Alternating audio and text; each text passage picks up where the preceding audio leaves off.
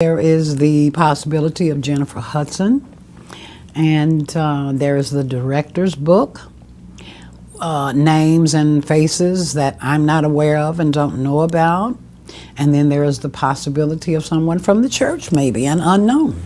I've heard you say that Jennifer Hudson is one of your favorite singers. But what about her really attracts you in terms of her voice and her vocal delivery? Jennifer Hudson is a very good singer. She's just likable. She's likable.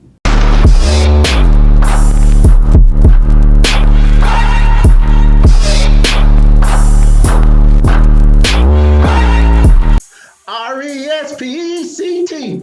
Find out what it means to me. Hey, Apocalypto. What's up, Roscoe? Why are you singing that song, bro? Oh, man. I was just sitting up here thinking about something, bro. I was thinking about this little thing called respect. Okay. And the reason I have these knights behind me is because respect is akin to chivalry. Chivalry is akin to respect. They're pretty much synonymous with one another. Right. You know, it was a code of conduct, a way of living for knights, as they were the hand of a lot of politicians as well as religious clergymen. And so the only reason I bring that up is because people have this notion nowadays that chivalry is dead, and it probably is. There aren't many true warriors left in the world.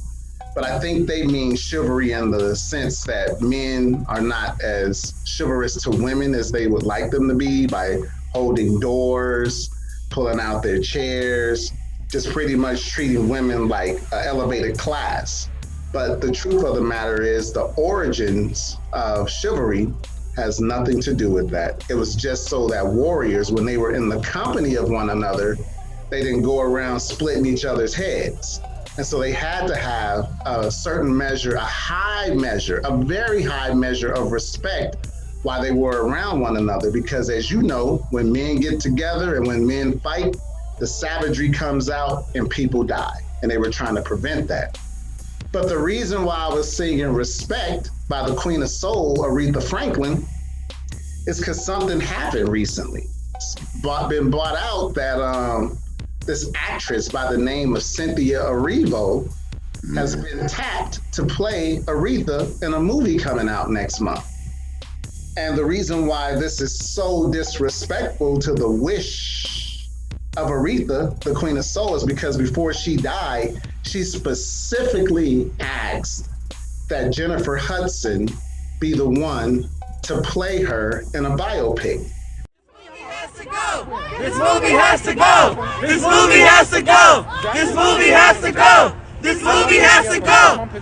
Hi, I'm Grace Franklin. My grandmother is Aretha Franklin. I'm the one pictured in that video, along with my siblings, parents, and some of my friends. As most people know, there are two biopics of my grandma currently being made, the Respect movie with Jennifer Hudson and the Genius series with Cynthia Erivo. As the immediate family, we feel that it's important to be involved with any biopic of my grandma's life, as it's hard to get any accurate depiction of anyone's life without speaking to the ones closest to them. During the process of writing, directing, and filming this movie, we've reached out to Genius as a family on multiple occasions where we've been disrespected and told that we will not be worked with. As the immediate family, emphasis on immediate, we do not support this film, and we ask that you also do not support this film, as we feel extremely disrespected, and we feel that there will be many inaccuracies about my grandmother's life. Thank you.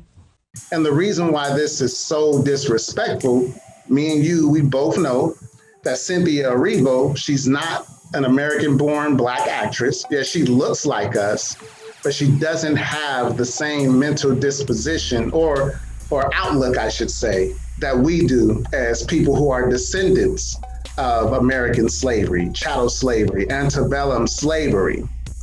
Her ancestors didn't have to deal with Reconstruction. They didn't have to deal with Jim Crow. They didn't have to deal with COINTELPRO and the effects of what happened to so many melanin-rich communities across the country.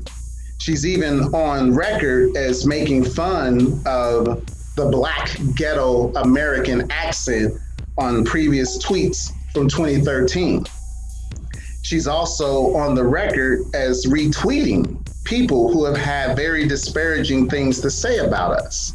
And so I bring all that up because it is such a disrespectful thing to not only dishonor the Queen of Soul, Aretha Franklin, and what her wishes were, even though we do know that J. Hud biopic that's coming out later in the year, Aretha Franklin was very specific on who she wanted to play her.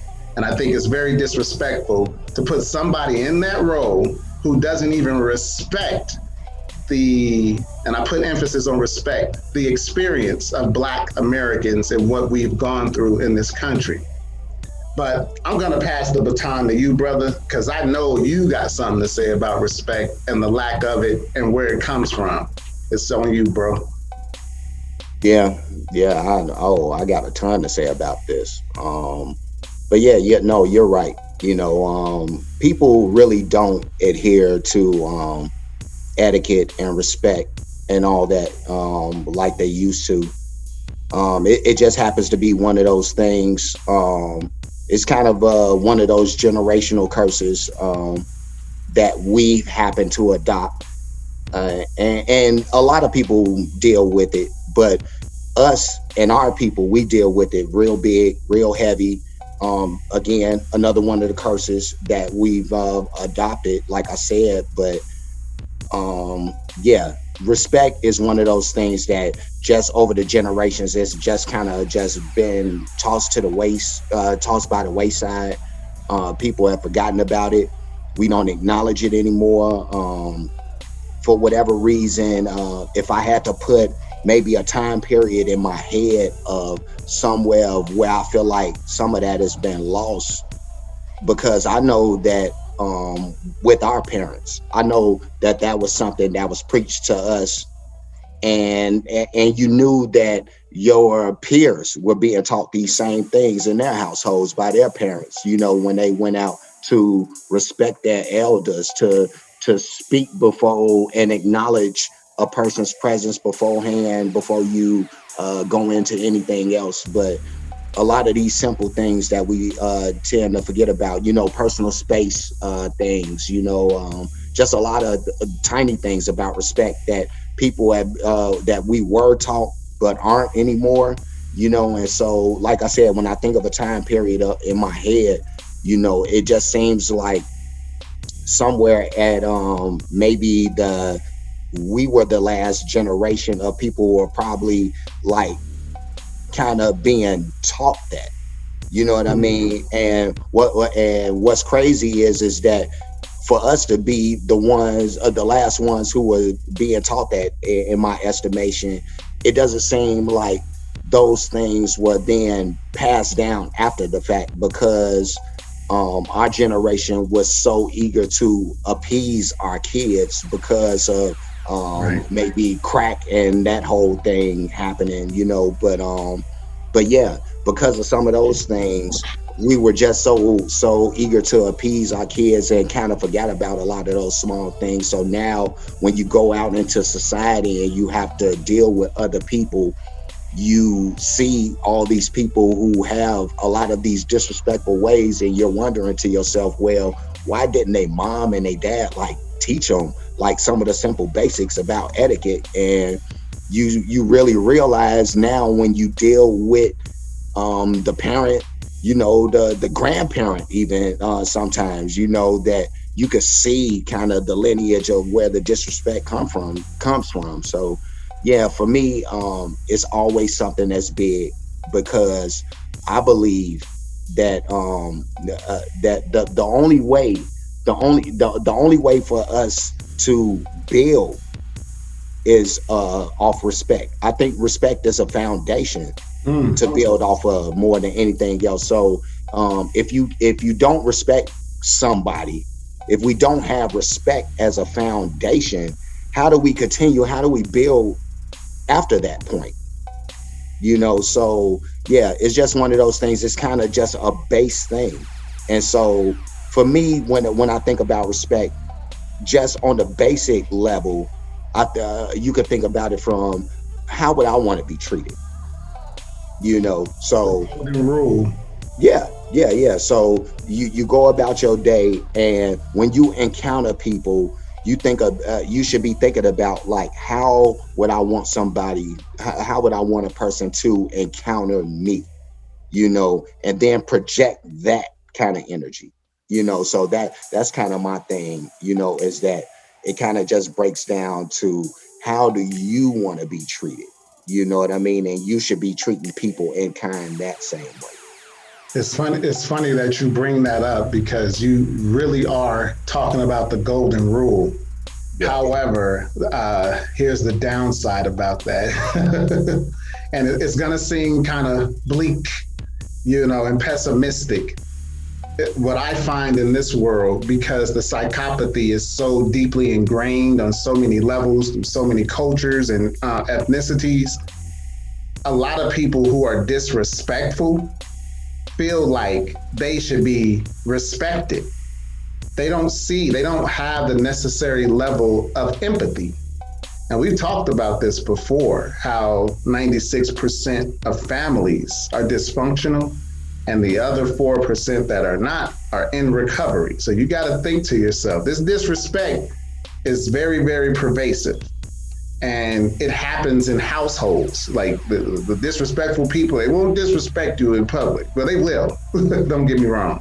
But they're very disrespectful with their family members. And so the only reason I bring that up is because this is a systemic issue that probably is gonna, require a lot of families sit down on somebody's leather couch and talk through, whatever generational issues they may have to get to the point where they have that self-respect, because self-respect leads to respect for others. And a lot of times people behave in a way where they show they don't love and or respect themselves. And so I'm not saying it's impossible, it's just some work has to be done. I can see why the Knights had that level of chivalry or respect is because the consequence would be immediate. It might be a sword to the throat or a sword to the groins or a mace to the head. We don't have the immediate consequence anymore. And so there's no true incentive to truly be respectful. It's who you think you're talking to.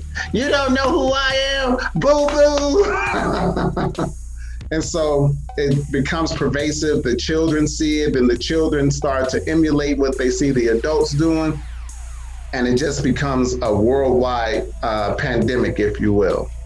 And so I don't know. Like I said, in my estimation, it can be overcame, but it's going to take people to humble themselves in the presence of the people they say they love, and even the ones they say they don't love, and seek that necessary help. And that may mean some time, some therapy to get through those issues. And we have to do it as a human family. You got anything to add, Roscoe? You said a mouthful, bro. I mean, you pretty much covered everything. We've went over all of the details, I guess. But yeah, respect is big, and you like you said, it's one of those things that we all just need to sit our families down. We need to be talking to each other about this stuff, because I just think about the consequences after the fact. I broaden my scope when I think about this. Like, disrespect just leads to so many unnecessary issues. You know what I mean? So that's really what I think about. It's like you can minimize a lot of your issues in your everyday through just plain respect. So I just using that as a takeaway is all I got, bro. Yeah, make things easier on yourself. Anyway, you got any shout outs? Man, I want to shout out us, man, because we actually been doing some excellent work. You know what I mean? So, and to shout out you, you know what I mean? Wow. I gotta shout out my brother Apocalypto Joe. Yes, because my brother has been putting in like some real work out here. You know what I mean? And he's been doing his tech thing. He's been doing all of our editing, and he's been a man on a mission right now. So he's definitely kept me on point and kept my focus in, just because I know that he's doing all of the work that he's doing. So shout out to you, brother. We Warheads, baby. Yeah. This is a unified front. We go in. Anyway, I just want to send a shout out to my sister Elisha, my sister Shantae, and my sister Tisha. I miss y'all. We got to get together. Warheads out. I respect y'all women.